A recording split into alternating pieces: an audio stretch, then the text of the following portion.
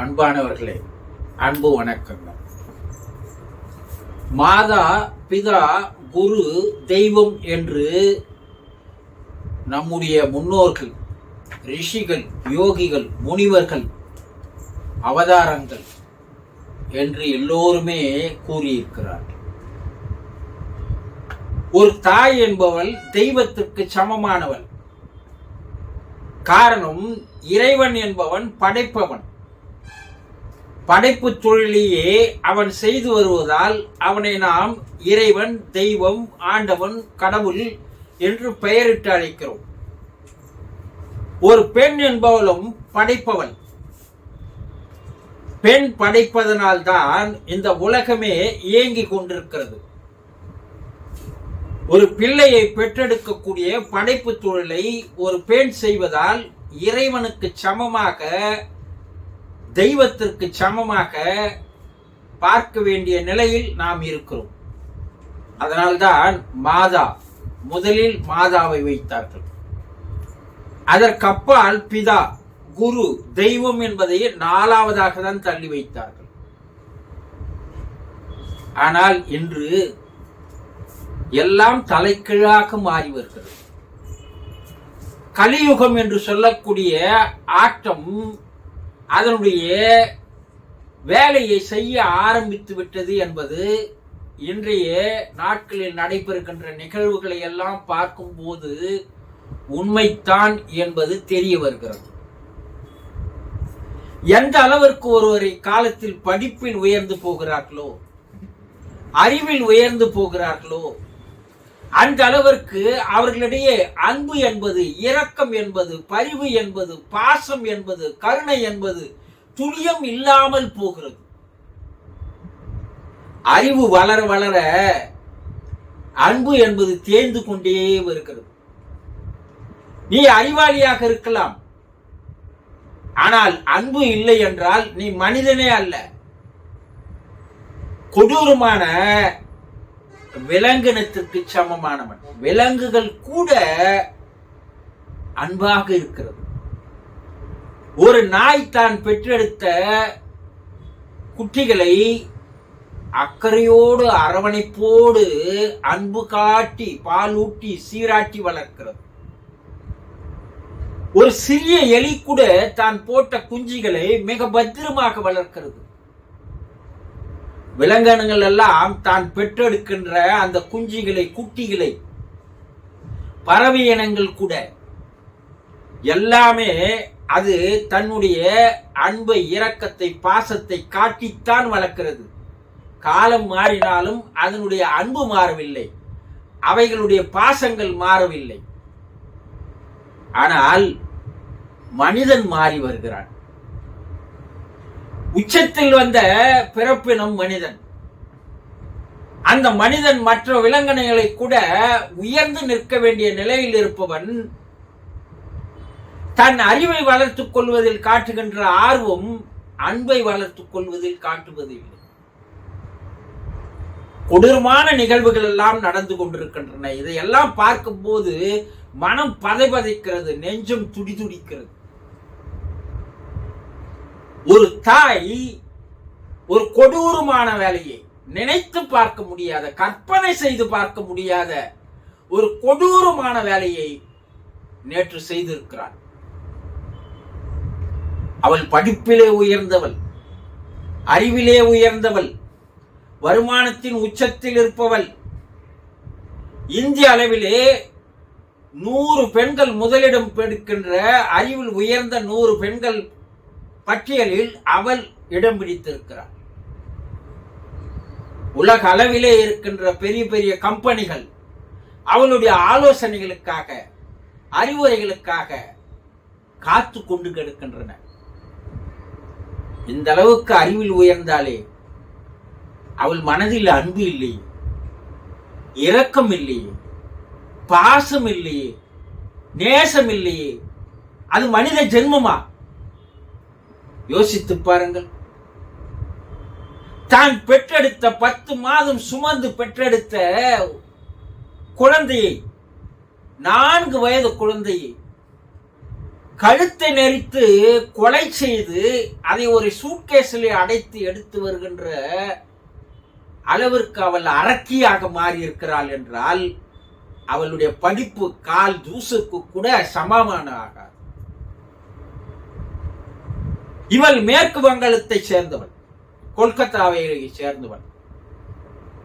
சுஷனா சேத் என்று சொல்லக்கூடிய 39 வயது பெண் தமிழ்நாட்டை சேர்ந்த வெங்கட்ரமணா என்று சொல்லக்கூடிய ஒரு என்ஜினியரை காதலிக்கிறார்.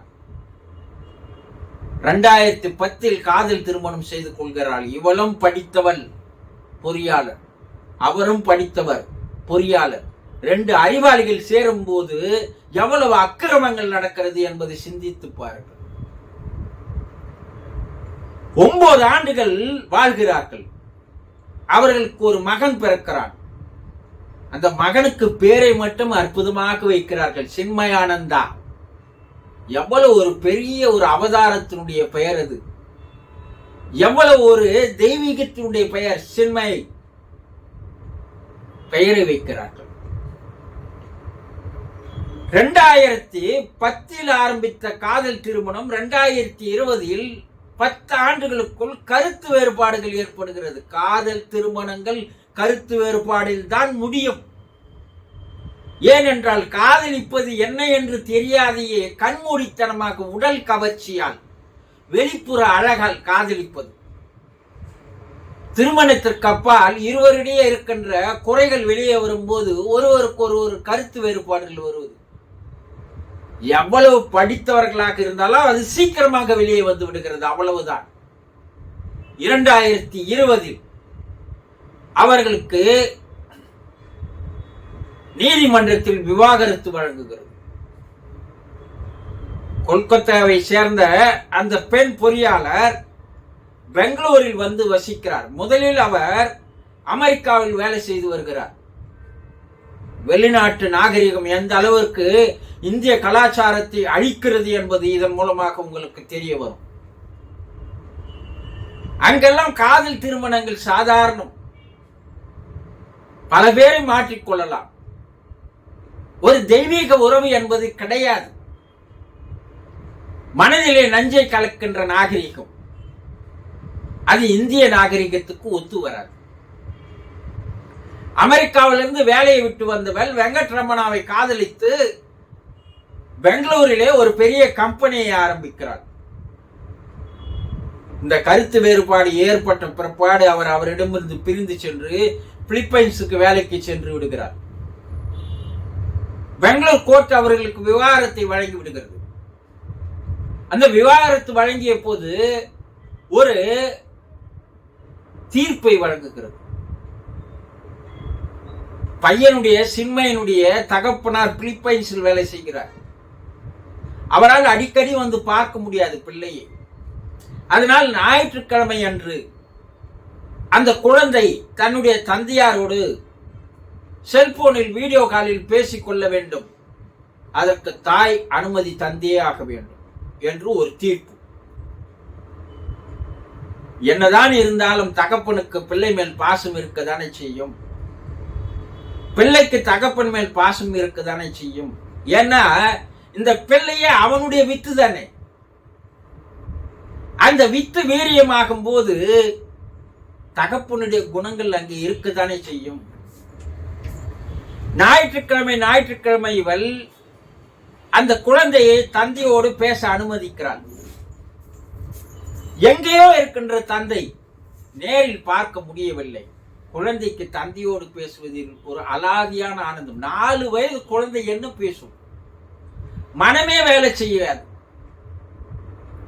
அந்த குழந்தை தெய்வத்திற்கு சமானம். 5 வயது வரை ஒரு குழந்தையும் தெய்வமும் குணத்தால் ஒன்று என்றார்கள் நம்முடைய முன்னோர்கள். இந்த குழந்தை அவருடைய தகப்பனாரோடும் சந்தோஷமாக, ஆனந்தமாக, மகிழ்ச்சியாக பேசுவது இந்த அரக்கிக்கு பிடிக்கவில்லை.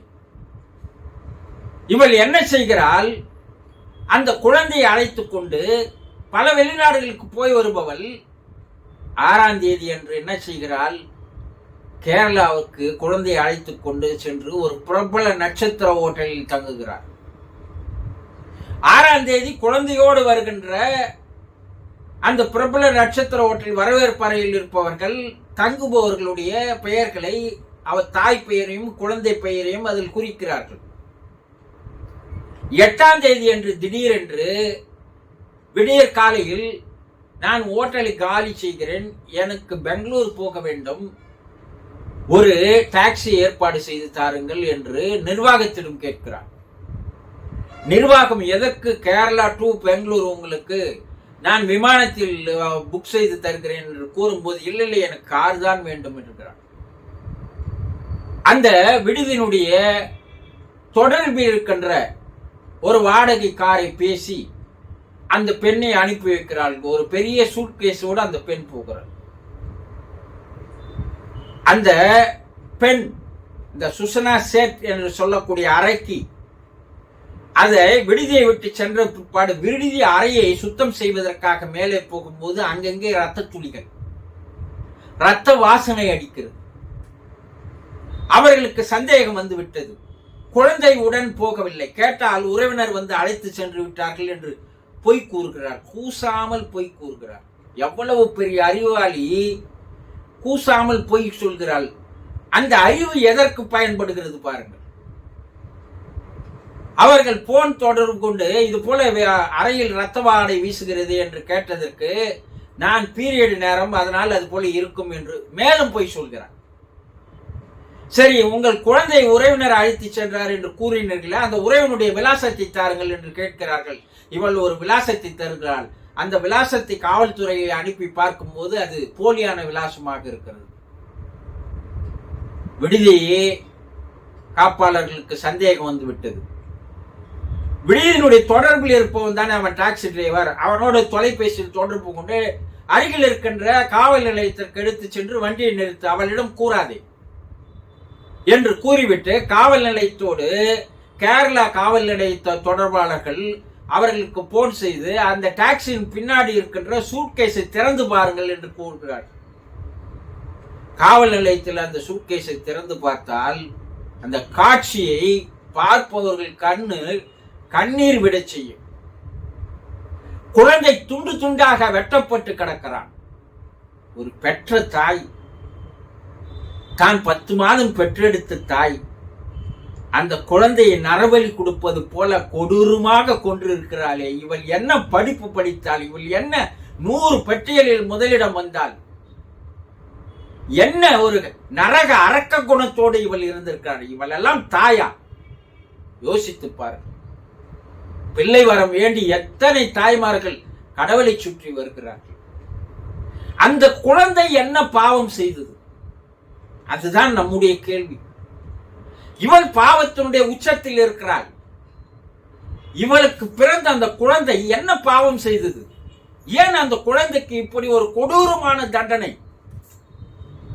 மனம் கலங்குகிறது, துடிதுடிக்கிறது. அறிவு வளர்ச்சி, விஞ்ஞான வளர்ச்சி என்று சொல்கிறீர்களே, அந்த அறிவு வளர்ச்சி, விஞ்ஞான வளர்ச்சி அன்பை, இரக்கத்தை, பாசத்தை, கருணையை அடியோடு குழி தோண்டி புதைக்கிறதே தவிர வேறு எதையும் செய்யவில்லை. மனித ரத்தத்தில் ஊறி போயிருந்த எல்லா பந்த பாசங்கள் எல்லாம் அறவே அறிவு அழித்து வருகிறது. அவளை பிடித்து காவல் அதிகாரிகள் கேட்கிறார்கள், ஏன் இதை நீ செய்தாய்? என் குழந்தை அவருடைய தகப்பனாரோடு பேசுவது எனக்கு பிடிக்கவில்லை. என் கணவரை பழி வாங்குவதற்காக என் குழந்தையை நான் கொன்றேன் என்றால் பாதகி. எவ்வளவு அதை செய்வாளா? கிராமத்து பெண் கூட செய்யாது. தான் பெற்றெடுத்த குழந்தை விலங்கினங்கள் கூட கொள்ளாது. என்ன அறிவு வளர்ச்சி இருந்து என்ன பயன்? உனக்கு பிடிக்கவில்லை என்றால் அந்த குழந்தையை அந்த தகப்பனோடு அனுப்பி வைத்திருக்கலாமே. ஏன் இதை செய்தாய்? காலம் கலியுக காலம். இந்த நிகழ்வுகள் எல்லாம் உலகம் அழியப் போவதற்கு அடையாளங்களாக வந்து கொண்டிருக்கிறது. இறைவன் அற்புதமான ஒரு குழந்தையை தந்து அந்த குழந்தையை கொலை செய்கின்ற அளவுக்கு அவளை ஆளாக்கி இருக்கிறார். மன்னிக்க முடியாத குற்றம், மனித ஜென்மத்திற்கே துரோகம் செய்கின்ற குற்றம். அவளை தூக்கிலிட்டால் கூட மனம் மாறாது. இப்படிப்பட்ட ராட்சசிகள் அரக்கிகள் இந்த உலகத்தில் வாழ்வதை விட தூக்கு தண்டனை தர வேண்டும். அதுதான் பெற்ற தாய்மார்கள் மனம் ஆறுதல் அடையும். அந்த தகப்பனுடைய நிலை என்ன என்பதை சிந்தித்துப்பார்கள். காதல் கல்யாணம் என்று பொய் வேஷமிட்டு எல்லாம் செய்து கொண்டு அசுர வேகத்தில் கொலை செய்து வருகிறார்களே, இது எல்லாம் மனிதர்களே சிந்தித்து பாருங்கள். அன்பே ஆண்டவன் என்று சொன்னார்கள். அந்த அன்பு எங்க போகிறது? எங்கே போய்விட்டது? மனித உள்ளங்களில் அன்பு என்பது இல்லாமலேயே போய் வருகிறது, வற்றி வருகிறது. இனி எக்காலத்திற்கு மனித உள்ளங்களில் அன்பு வரப்போகிறது என்று தெரியவில்லை. இதையெல்லாம் மனிதர்கள் பார்த்தாவது திருந்துவார்களா என்பதுதான். பெரிய மனக்கலக்கத்தோடு வேதனையோடு உங்களிடமிருந்து விடைபெறுகிறேன். சந்தோஷம்.